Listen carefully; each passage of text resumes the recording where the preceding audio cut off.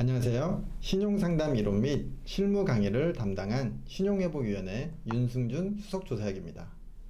지난 차시에서는 개인신용평가 시스템이 무엇인지, 신용과 부채관리는 어떻게 해야 하는지를 학습해 보았습니다. 오늘은 효과적인 신용상담을 위해 채무자의 이해와 채무자 구제제도의 필요성에 대해 학습을 하겠습니다.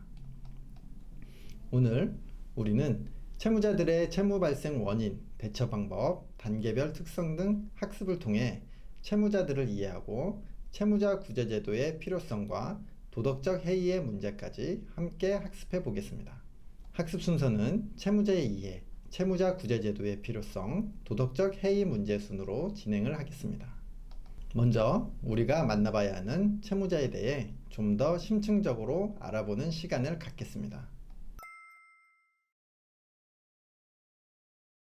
신용상담이 효과적으로 이루어지려면 가장 중요한 것은 무엇일까요?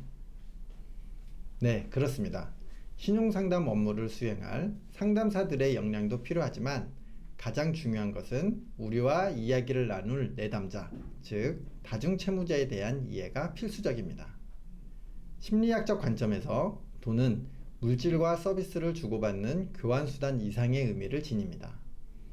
퍼넴과 아가일의 연구 결과에 따르면 돈은 심리적으로 안전, 권력, 사랑, 자유, 성취를 의미할 수 있으며 사람마다 돈에 대해 각기 다른 의미를 부여한다고 합니다. 즉, 채무자들의 심리적 속성을 이해하려면 돈에 대한 가치관, 돈을 관리하는 방식, 소비와 저축 행동, 신념 뿐만 아니라 성격적 특성과 애정교환 방식 등 심리적 갈등이나 문제적인 측면에서의 접근이 필요합니다.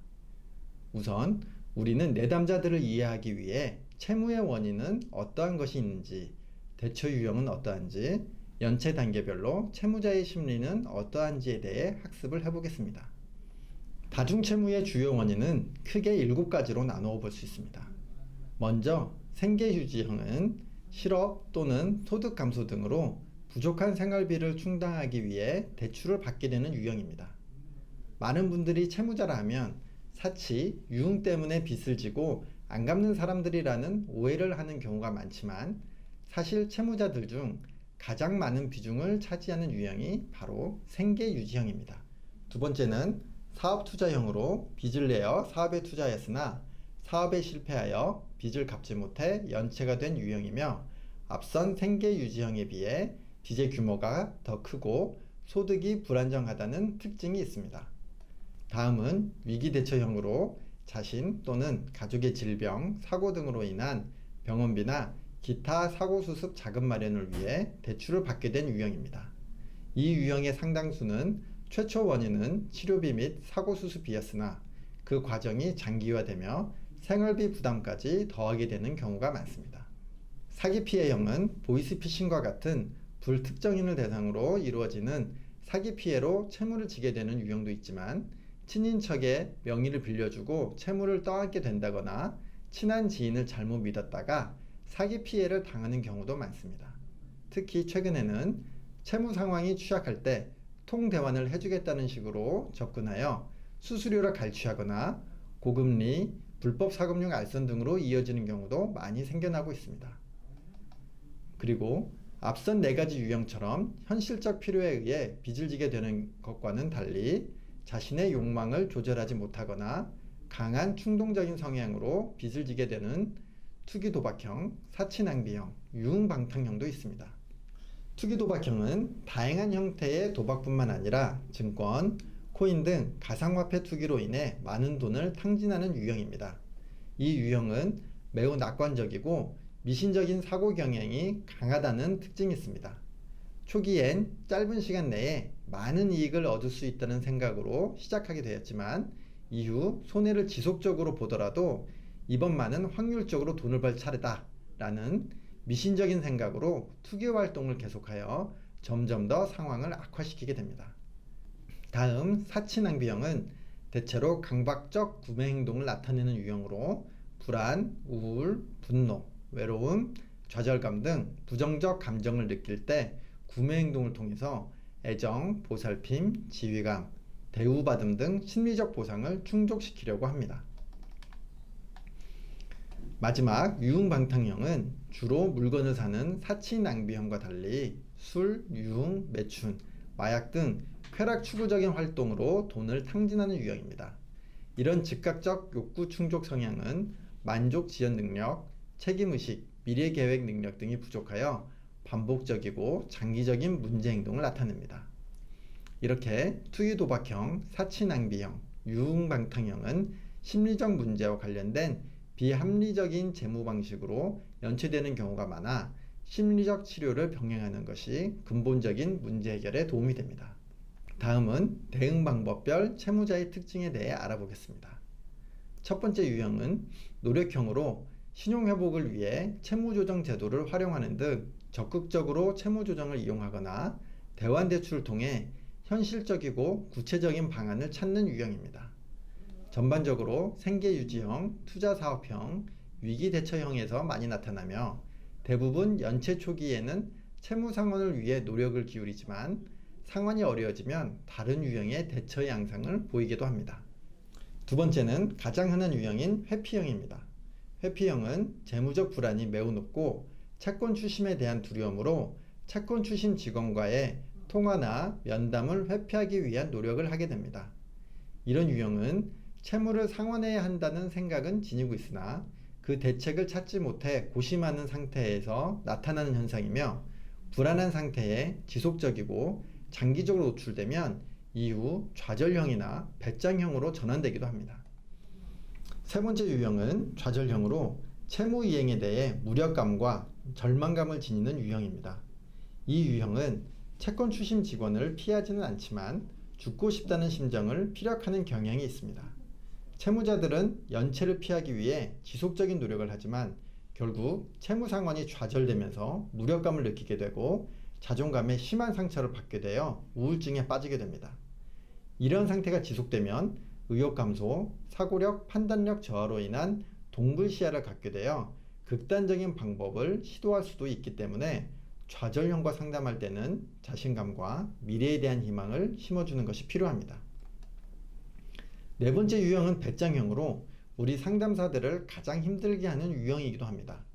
이런 유형은 채권 추심 행위에 대해서 무감각한 감정 반응을 보이거나 오히려 분노 반응을 나타내기도 합니다.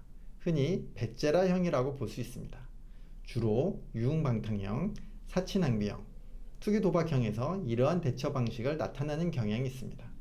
만약 상담 과정에서 배짱형 유형의 채무자가 분노를 표출한다면 즉각적인 반응을 보이기보다는 잠시 시간을 두어 흥분을 가라앉힌 후 상담을 이어나가는 것이 좋습니다. 다음은 연체 단계별 다중 채무자들의 심리적 특성을 알아보겠습니다. 연체 위기에 처하게 되면 대부분의 채무자는 연체에 대한 재무적 불안이 높아지며 채무 상환을 위해 가족이나 친구에게 도움을 요청하는 등 여러 가지 노력을 하게 됩니다. 일부 채무자들은 개인의 신용 악화와 동시에 채무를 더 키우게 되는 돌려막기를 하거나 고금리 불법 사금융을 이용하는 등 판단력이 저하되어 신용도를 떨어뜨리고 채무 상환을 더 어렵게 만드는 비합리적인 방법을 선택하기도 합니다. 이후 연체를 막기 위한 노력이 실패하게 되면 채무자들은 채권 추심 행위로 전화 독촉이나 방문을 받게 되며 재무적 불안도가 급격히 증가하게 됩니다. 이 단계에서는 매우 불안하고 초조하며 주의 집중력, 사고력, 판단력 저하로 불면증, 두통, 식욕감퇴, 소화불량 등 부정적인 신체적 증상도 나타나게 됩니다. 결국 연체가 3개월 이상 경과되어 연체정보 등이 한국신용정보원에 등록이 되면 채무자는 심한 좌절감과 자존감에 손상을 입게 될 뿐만 아니라 급여 및 재산 가압류 등 채권 추심의 압력과 경제적 파산에 대한 두려움이 급증하게 됩니다.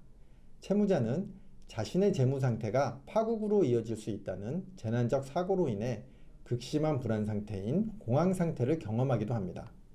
마지막, 파산 단계로 전락하게 되면 신용회복과 채무 상환을 위한 모든 노력이 좌절되고 포기와 절망의 상태로 빠져들게 되어 이혼, 알코올 중독, 노숙자로의 전락 등 일상생활로의 회복이 불가한 상황에까지 처하게 됩니다.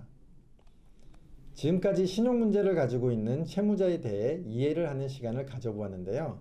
신용 문제는 과연 개인만의 문제인지, 사회적 문제인지에 대해 조금 더 깊게 살펴보도록 하겠습니다. 앞선 시간에 우리는 채무가 연체가 되었을 때 개인은 대출 이용의 제약을 받을 뿐만 아니라 재산 압류, 채권 추심의 압박 등 재산적, 정신적 피해를 보게 된다고 배웠습니다. 그럼 연체가 증가하게 되면 금융회사와 우리 사회는 어떤 위험이 생길까요? 금융회사는 부실 채권의 증가로 수익성과 건전성이 훼손되어 안정성 자체에 문제가 발생할 수 있습니다. 즉, 개인 채무의 연체가 폭발적으로 증가한다면 은행 또한 도산의 위험에 노출이 될 수밖에 없습니다. 그럼 거시적 경제는 어떨까요? 채무 연체자가 양산이 되면 가계 경제가 수축되어 소비 둔화가 올 것이고, 소비 둔화는 경기 침체로 이어지고, 경기 침체는 다시 채무 연체자의 증가를 가져오는 악순환에 빠지게 되어 사회적으로 자살, 범죄, 이혼이 증가하고 불법 대출이 성행하게 되는 등 국가 경제에 큰 혼란을 가져올 수 있습니다. 실제 우리나라는 이런 금융 시스템의 위기를 한번 겪었던 경험이 있습니다. 위기라는 단어에서 모두들 그때 라는 생각이 드셨을 겁니다. 네, 맞습니다. 바로 IMF 외환위기입니다.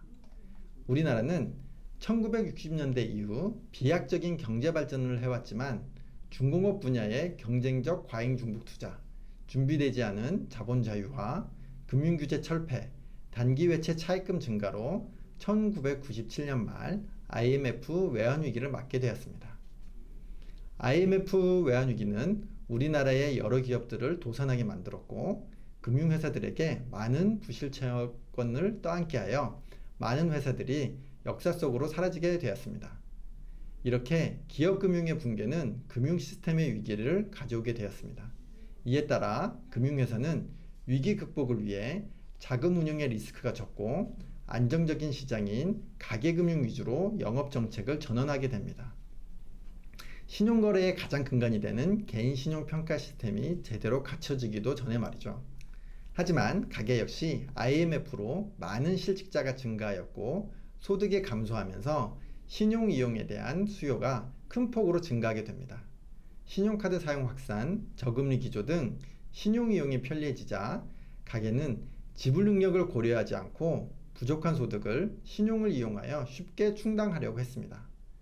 정부 또한 외환위기 이후 내수 진작을 위해 신용카드 현금 서비스의 월 이용 한도 폐지, 소득공제 범위 확대, 신용카드 영업 방식 규제 완화 등 신용카드 사용 장려책을 도입했지만 이에 대한 감독은 소홀히 하게 되었습니다. 당시 상황은 아마 많은 분들이 기억하실 듯 합니다. 한때 마트, 백화점에서 지나가는 누구에게나 신용카드를 그 자리에서 만들어주고 소득이 전혀 없는 학생들에게도 신용카드를 쉽게 발급해 주었죠. 그리고 여러분 부자 되세요 하는 모 카드 회사의 CF를 시작으로 열심히 일한 당신 떠나라, 아버지는 말하셨지 인생을 즐겨라 등 소비를 권장하는 광고가 끊임없이 TV에서 방영되었습니다. 이렇게 무분별한 카드 발급은 2002년 카드 사태를 불러오게 되어 일부 금융회사는 인수합병을 거쳐 역사의 뒤안길로 사라졌고 가계 경제에도 큰 타격을 주었습니다. 그 당시 1인당 신용카드 보유 건수는 4.6장에 달하였고 신용카드 사용액이 10배 이상 급증하여 경제인구 10명당 1명꼴인 약 370여 명의 연체정보 등 등록자를 양산하게 되었습니다. 이후 금융당국에서는 금융회사에 자체적으로 채무조정을 시행하라고 지침을 내렸지만 가계 상황을 전혀 고려하지 않은 채무조정이었기에 큰 효과를 보지는 못했습니다. 단일 채무자보다는 다중 채무자가 훨씬 많은 비중을 차지하고 있었고 외환위기 이후 가계소득 자체가 불안정하였기 때문입니다. 즉, 개별 금융기관에서 연체 혹은 연체위기인 대출을 월 20만 원으로 조정해 준다고 해도 채무가 대여섯 군데 이상이었던 다중채무자에게는 여전히 갚지 못할 상황이었던 것입니다.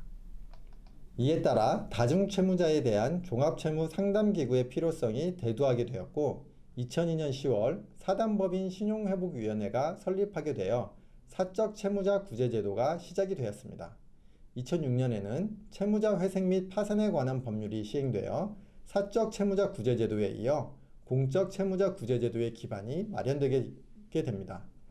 2006년 이전에도 파산 제도는 있었지만 실제 신청한 사례가 손에 꼽을 정도로 적었던 상황에서의 채무자 회생법의 시행과 신용회복 지원 제도는 채무자 구제 제도의 활성화에 큰 역할을 담당하게 되어 약 370만 명의 연체정보 등 등록자 수를 90만 명 수준으로 떨어뜨리게 됩니다. 이후 2016년에는 신용회복위원회가 서민의 금융생활 지원에 관한 법률에 따라 특수법인으로의 법적 지위까지 더하게 되면서 채무자 구제 제도는 사회적 안전망으로서 더욱 중요한 기능을 담당하게 되었습니다. 자유시장 경제체제에서 자력회생이 불가한 채무자의 발생은 필연적일 수밖에 없습니다. 채무 연체자 수는 경제, 금융정책, 부동산 경기 등에 따라 변동적으로 움직이지만 그 수의 증가는 우리 경제의 소비 둔화와 경기 침체를 불러오게 되고 경기 침체는 다시 채무 연체자의 양산을 불러온다는 것을 우리는 잊어서는 안 됩니다. 따라서 채무자 구제 제도는 개인뿐만 아니라 국가 경제를 위해서도 상시적으로 운영되어야 하며 그 역할을 다하기 위해서는 신용상담에 종사하는 상담사 분들이 소명의식을 가지고 상담 역량 증진을 위해 지속적으로 노력을 해나가야 할 것입니다.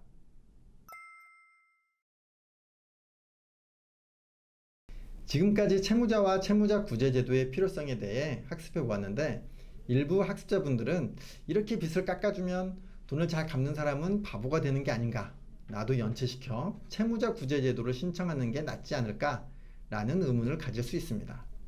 하지만 채무 감면만을 목적으로 채무자 구제 제도를 신청한다면 어떤 결과가 다가올까요?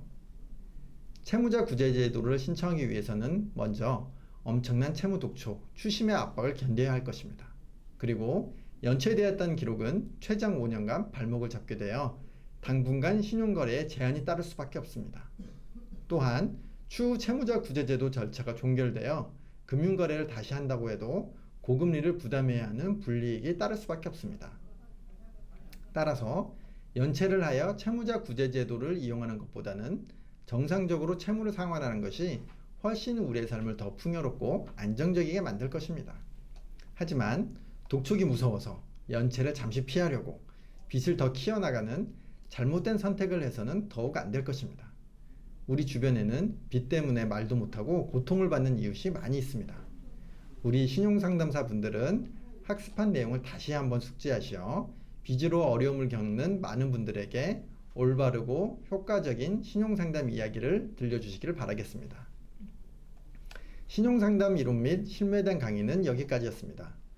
신용상담은 내담자의 채무 문제를 해결하고 예방하기 위한 활동입니다. 신용상담사의 상담 역량은 빚으로 고통받고 있는 채무자분들의 인생에 터닝포인트가 될 중요한 자원이기에 우리 모두 상담 역량을 키워나가는데 더욱 정진하시기를 바라겠습니다. 감사합니다.